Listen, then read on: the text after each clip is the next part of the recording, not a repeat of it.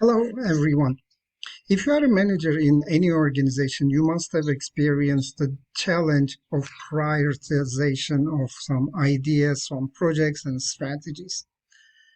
So today we decided to talk about on this subject, and I hope you will find it useful.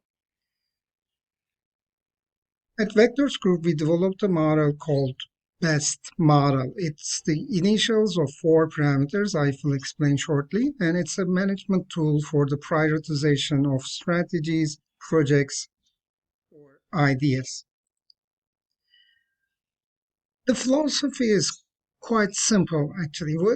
Which option are we going to select if we have more than one option? And if we don't have enough resources to implement all of the options simultaneously. So in our individual lives, this is something we experience very often, and our brains solve this problem automatically. So shall I renew my car, or shall I buy a new laptop, or shall I just wait? So when we have multiple options, our brain optimizes the parameter and finds the right decision for us.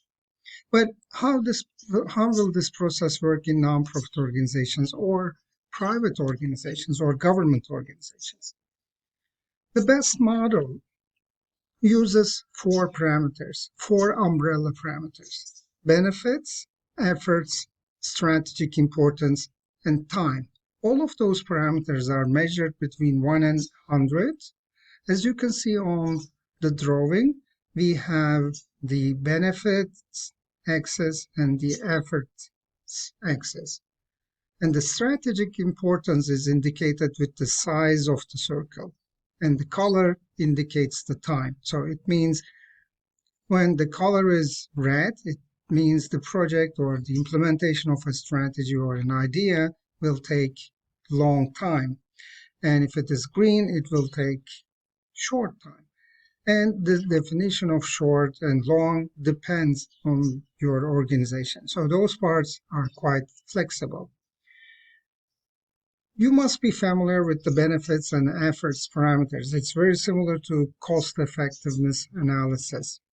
But what is strategic importance? Imagine that a military of a country decides to buy a farm in a rural area.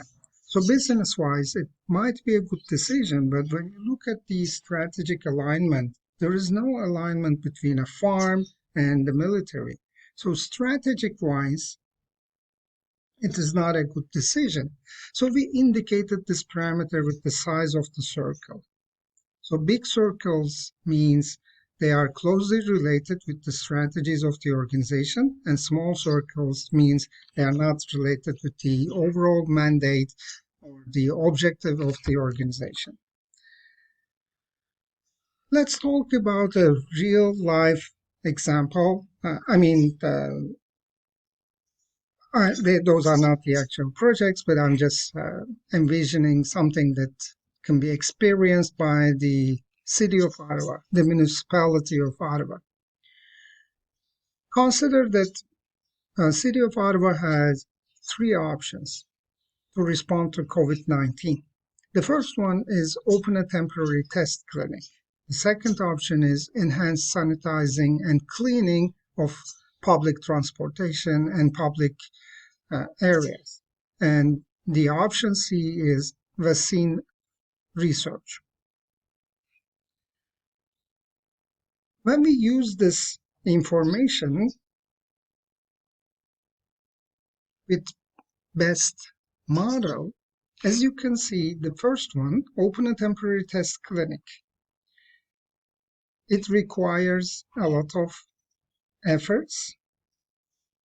The benefits will be relatively high, and strategic-wise, it's somehow related to the city, because in real life, it's the responsibility of provincial government or federal government or health organizations. So municipality might or might not be related with the opening of a temporary test clinic.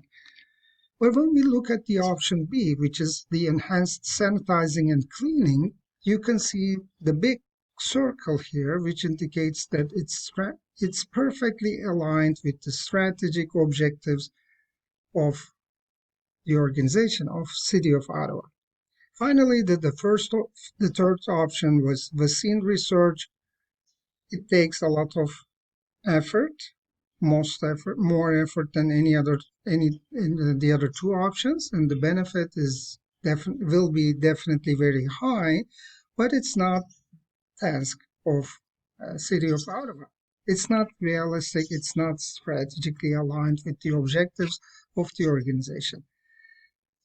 So assume that we made those measurements and we plotted those options on one single graph so the decision makers can pick up the right option or right two options. So based on this graph, the decision makers will probably go with B, and if they have enough resources, then they will implement A too. But probably none of them will consider option C, because based on the best model, it's obvious that it's not aligned. It takes a lot of time because it's red, and if you look at option B, you can see that it's an immediate decision, immediately applicable project, and we need emergency response to COVID-19. So based on best model, probably decision makers will go with option B. But best model is not for simple cases with 3-4 options. It's also applicable for cases with multiple options. Let's say as a funding organization, you are responsible to distribute money to projects and you receive hundreds of project proposals and you don't have any tool to compare those projects. So if you can use best model to plot everything on one single graph, and the decision makers may say, we're going to focus on the right upper corner or right left corner where we have least amount of effort and highest benefits, and they can put a threshold in terms of strategic alliance, and they can even say we are going to prioritize short-term projects, so we are going to select only green ones, or we are going to only select the circles with the sizes bigger than the threshold. So best model is a very practical tool for any kinds of organization, for any kinds of prioritization problem, even for the prioritization of risks or actions, or even when you do some activities, you can still use best model. So the takeaway for today's video is use multi-dimensional. I want to underline this. Use multi-dimensional and quantitative evaluations to make your decisions. Thank you for your time. I hope you enjoyed the video. Be safe and healthy.